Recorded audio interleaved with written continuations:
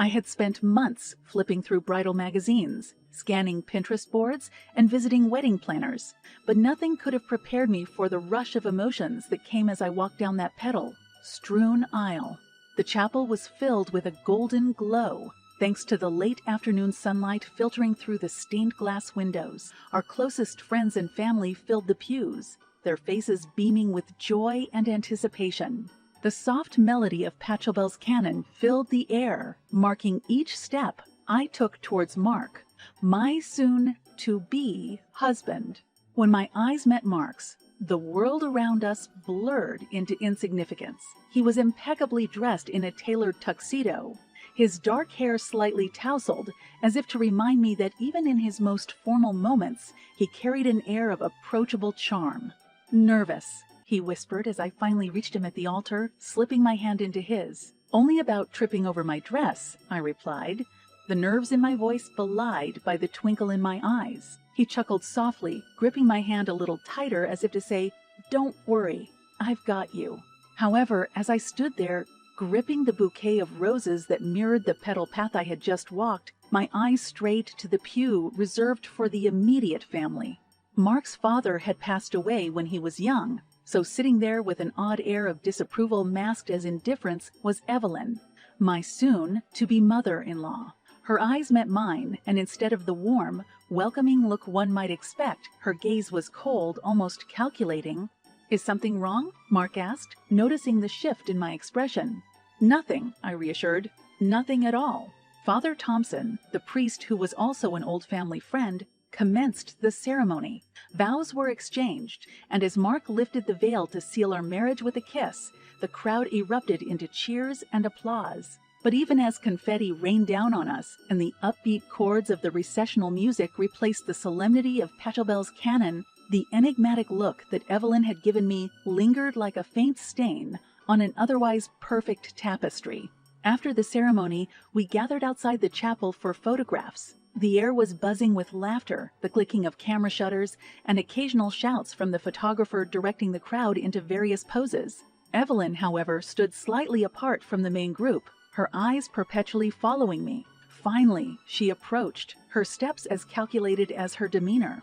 "You looked lovely, dear," she said, the word lovely escaping her lips as if it were some sort of concession. "Thank you, Evelyn," I replied, forcing a smile. "It's a happy day for both of us, isn't it?" "We'll see," she responded, her voice so soft I wondered if I'd heard her correctly. But before I could delve into the layers of meaning behind those two words, Mark swooped in, his arm wrapping around my waist. "Ready for the next chapter?" he asked, his eyes filled with love and a promise of countless shared tomorrows. "As ready as I'll ever be," I responded, pressing myself against him, eager to escape the cold shade cast by Evelyn's looming figure. Yes, this was indeed a happy day.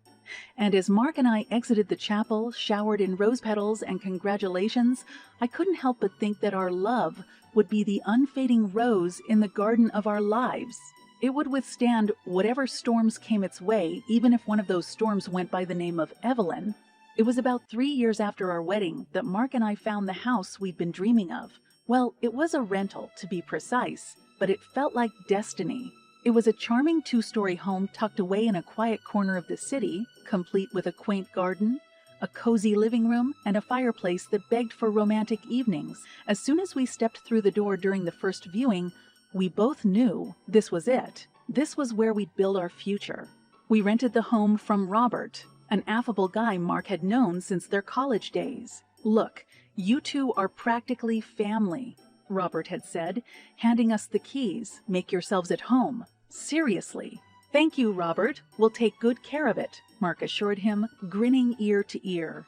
"I know you will, buddy," Robert responded, clapping Mark on the back before leaving us to marvel at our newfound sanctuary. Once we moved in, the first order of business was transforming this house into our home. Mark and I had always enjoyed doing projects together, and this was a project worth every ounce of our energy. We spent weekends painting walls, assembling furniture, and occasionally arguing over the color schemes and textures like every good couple does. "You seriously think orange pillows are going to go with our teal couch?" I said, holding up a fabric sample.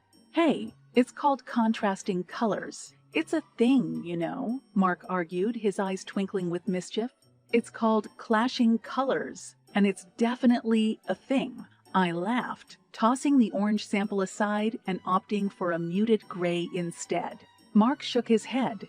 You win, but only because gray is a neutral color that accepts the brightness of its counterparts, symbolizing the essence of our marriage.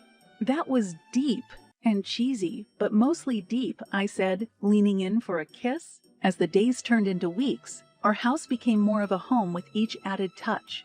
Family photos graced the walls, and our favorite books filled the shelves. Our garden bloomed under our care, and the kitchen smelled of the many meals we cooked together.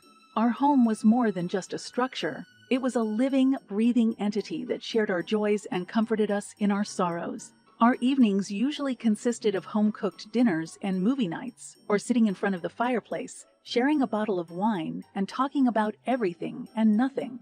On weekends, we'd host intimate gatherings with our friends or sometimes just escape to the garden, lying on the hammock and stargazing, pondering the mysteries of the universe, or simply enjoying the tranquility. Sometimes I can't believe how far we've come, Mark said to me one evening, the fireplace casting flickering shadows on his face. I know, I replied, my head resting on his shoulder.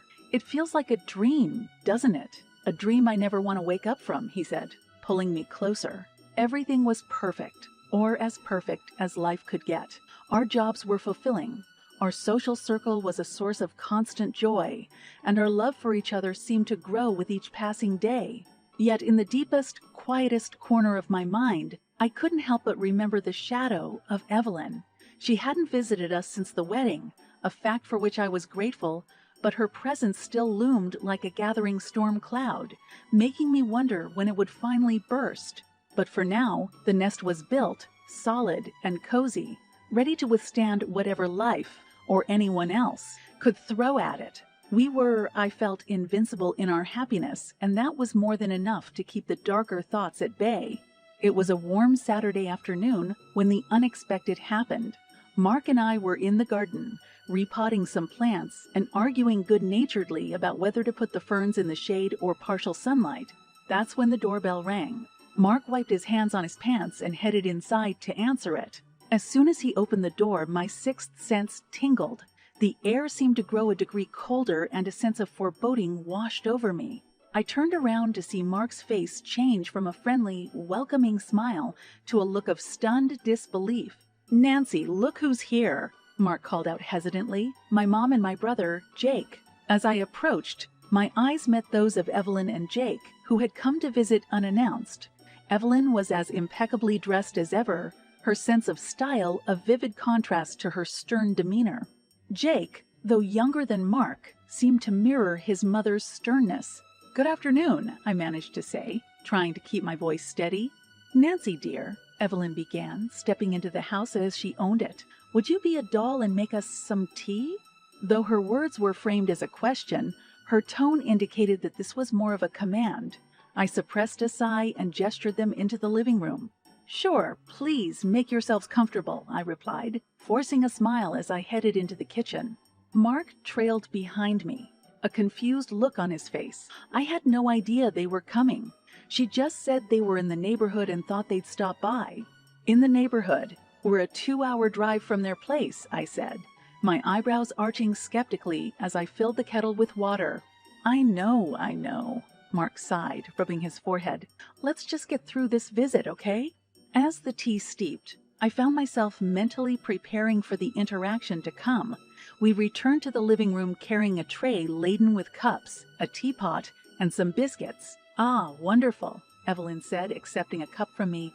"Nothing like a good cup of tea." The small talk that followed was agonizingly superficial. Comments about the weather, the garden, and how well Mark looked, according to Evelyn, filled the air, each sentence carrying an undertone of barely veiled judgment from my mother-in-law. Finally, after what felt like an eternity, Evelyn set her cup down and cleared her throat. "Mark, Jake, and I have been talking. We've decided we'd like to move in here. You'll need to find another place, but don't worry, we'll give you 2 weeks." Mark looked like he'd been slapped. "You want us to move out of our home?" "Technically, it's not your home. You're renting, aren't you? Evelyn's words were sharp, her eyes even sharper. That's not the point, Mark started, but I interrupted. We'll think about it and let you know, I said curtly, locking eyes with Evelyn. The unspoken words hung heavily in the air. This is not over. Evelyn nodded, her gaze not breaking away from mine. Very well. We'll be expecting your answer soon. As they left, I closed the door behind them and leaned against it, as if to physically block any more negativity from entering our sanctuary. Mark turned to me, his eyes wide with disbelief. Can you believe the nerve? He exclaimed. Oh, I can, I said, my mind already racing with plans, and I think it's high time we taught them a lesson they won't forget. The nest had been disturbed, but little did Evelyn and Jake know we had talons of our own, and we were more than ready to use them. The house felt different after Evelyn and Jake left. The warmth we had lovingly filled it with seemed to recede into the walls, replaced by a chill that didn't come from any draft. We sat in silence for a moment, contemplating the audacity of the ultimatum that had just been delivered. I can't believe she thinks she can just walk in here and tell us to move out, Mark finally said, his voice tinged with disbelief and hurt. Well, believe it. That's exactly what she thinks she can do, I replied, my mind already teeming with scenarios and countermeasures. Mark shook his head. We have to do something, Nancy. I won't let her upend our lives like this. That's the spirit, I said, feeling the corners of my mouth lift into a determined smile. So, what's our game plan? Mark looked thoughtful. Why don't we let them move in and then kick them out? I finished, my eyes widening at the delicious irony of the idea. Exactly, Mark confirmed. Robert still owns this place, right? I bet he'd be more than happy to help us out.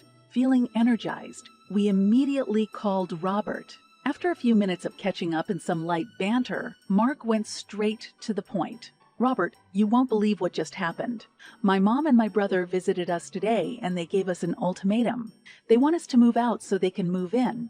Robert laughed, thinking it was a joke, but his laughter died when he realized we were serious. You're kidding. Wow, that's something else. What do you want to do? We have a plan, I chimed in, taking the phone from Mark. Would you be willing to act like you're evicting them shortly after they move in? Robert didn't miss a beat. Absolutely. Just say the word, and I'll be there. Eviction notice in hand. Armed with Robert's support, we decided to proceed. The next day, Mark called his mother. Mom, Nancy, and I have talked it over. If you really want the house, it's yours. We'll move out within the 2 weeks. I could almost hear Evelyn's self-satisfied smile through the phone. That's my good boy.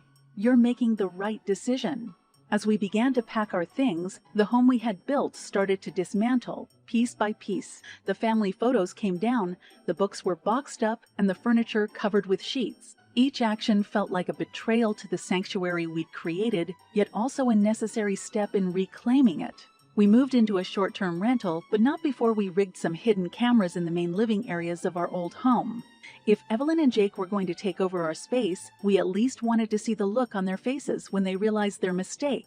Days passed, and through the live feed we saw Evelyn and Jake move in. True to form, they changed almost everything. Down came our carefully chosen drapes, replaced with gaudy, heavy curtains. The soft pastel colors we'd chosen for the walls were painted over with bold reds and dark blues. I can't believe they're turning our home into a circus tent, I said, gritting my teeth as I watched Evelyn direct a couple of movers where to place a grotesquely oversized chandelier. Patience, Mark said, laying a hand on my shoulder. They'll get their comeuppance soon. Finally, 2 weeks after Evelyn and Jake had comfortably settled into what they believed was their new home, we decided it was time. Robert, ever the actor, had prepared an eviction notice and even asked a couple of police officer friends to accompany him for added effect. I looked at Mark. Ready? He grinned. Oh, I was born ready for this. We both settled down in front of the laptop screen, our eyes glued to the live feed. This was going to be one eviction notice that was long overdue. A feeling of excitement tinged with nerves settled over me as Mark and I watched Robert pull into the driveway on the live feed. He had donned a formal suit, looking every bit the authoritative landlord. At his side were 2 officers from the local precinct. friends who had agreed to help out for the sake of drama and legality. "Are we all set?" Mark asked, taking a deep breath to contain his anticipation. "We're all set. Cameras are rolling. Robert is ready, and I have the popcorn," I quipped, pointing to a bowl filled with popcorn. "A guilty pleasure, yes, but this was as good a time as any." Robert knocked on the door with authority, and we watched as Jake, then Evelyn, approached to answer it. A look of utter shock overtook their faces when they saw who stood outside. They'd never met Robert, but the police officers made the nature of the visit quite clear. "May I come in? We have some important matters to discuss," Robert said, his voice stern and steady. Evelyn, trying to mask her shock with bravado, ushered him in. "Well, come in, I suppose. What's so urgent?" "You're being evicted for breach of contract," Robert announced, handing her the eviction notice, his face as unreadable as stone. For a moment, there was a beat of silence. Then Evelyn erupted. "Evicted? On what grounds? My son has been living here." "Your son was renting this place," Robert clarified. "He's not the owner. I am, and he didn't have the right to turn it over to anyone. The law requires me to give you a 2-week notice. You have that long to vacate the premises. Failure to do so will result in legal action," Robert continued, his voice inflexible, almost enjoying the shift in Evelyn's demeanor from arrogance to panic. Just then, Evelyn seemed to snap. "You can't kick us out," she shouted, lunging at Robert. One of the police officers quickly restrained her. "That's assault," the officer said, pulling out handcuffs. "You're coming with us." As Evelyn screamed and was led out of the house, Robert turned to Jake. "You have 2 weeks." Robert then walked out, his mission accomplished. As soon as he was in his car, he called us. "It's done." How was that for a performance? Oscar worthy. I laughed, the tension finally lifting. "Thank you, Robert. Really. You have no idea how much this means to us," Mark added, genuine gratitude coloring his words. "Don't mention it. That's what friends are for," Robert replied before hanging up.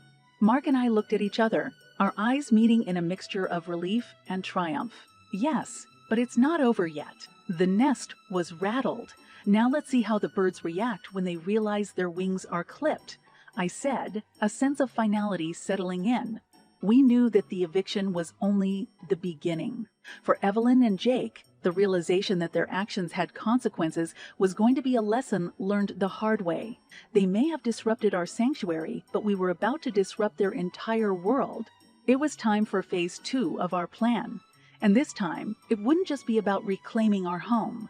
It would be about sending a message, loud and clear. You do not mess with our nest and get away with it. 2 weeks. It's amazing how time can stretch and compress itself based on what's looming at the end of it. For Evelyn and Jake, the past 14 days must have felt like the walls were slowly closing in. For Mark and me, it was a fortnight filled with a mix of anxiety and vindictive anticipation. We had been cautiously observing the live feed, catching snippets of Evelyn and Jake's hurried plans to leave, interspersed with bouts of denial and anger. Today was the day, eviction day. "Do you think they'll actually leave?" Mark asked as we watched Evelyn nervously pace around the living room on the screen. "It's hard to say. People like her don't like to admit defeat," I mused, my eyes not leaving the screen. Just then, our phone buzzed. It was a text from Robert, heading over there now. "Are you guys watching?" "We wouldn't miss it for the world," I texted back before setting the phone down. The tension in our temporary home was palpable as we saw Robert's car pull into the driveway again. He got out, this time with just one police officer for company. They approached the door and Robert knocked. Jake opened the door, his face a pastiche of resignation and defiance. "So it's D-Day, huh?" "Correct," Robert answered, unfazed. "I'm here to ensure that you vacated the property as per the eviction notice." Jake stepped aside to let them in, his eyes hollow. Robert walked through the rooms, a checklist in his hand, making sure they had taken all their belongings. "Is that everything?" Robert finally asked, his voice tinged with a certain finality. Jake glanced towards Evelyn, who was standing at the far end of the room, clutching a small bag. "Yeah, that's everything." "I'll need the keys," Robert said, extending his hand. Jake handed them over, his eyes never leaving the floor. Evelyn, however, seemed like she was on the verge of a last-minute outburst. She looked like she wanted to say something to defy this last act of submission, but her voice seemed stuck. "You've won this round," she finally spat out, breaking the silence as they walked towards the door. Robert turned around and looked her squarely in the eye. "This was never a game, Mrs. Adams. When you make life-altering decisions for other people, expect consequences." Evelyn looked like she'd been slapped. Without another word, she walked out of the house, Jake trailing behind her. Mark and I sat in silence for a moment, absorbing the reality of what had just transpired. "We did it," Mark finally said, his voice soft, almost disbelieving. "We did," I echoed, but then added, "Do you think it'll change anything?" "With them, I mean." "I don't know," Mark admitted, "but it changes things for us. We took control. Nance, we fought back and protected our home." The satisfaction of that thought washed over me. It was true.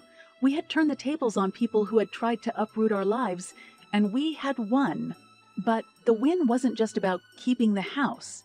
It was about reclaiming our power, reestablishing our boundaries, and sending an unmistakable message to those who had tried to cross them. "You're right," I said, grabbing Mark's hand. "We protected our nest, and now it's time to rebuild." As we watched Robert lock up the house on the live feed, I couldn't help but think about what awaited Evelyn and Jake. They had walked into a situation thinking they could control it and left realizing they were the ones being controlled. It wasn't just an eviction from a house. It was an eviction from the illusion of their own invincibility. And sometimes that's the most important property one can lose.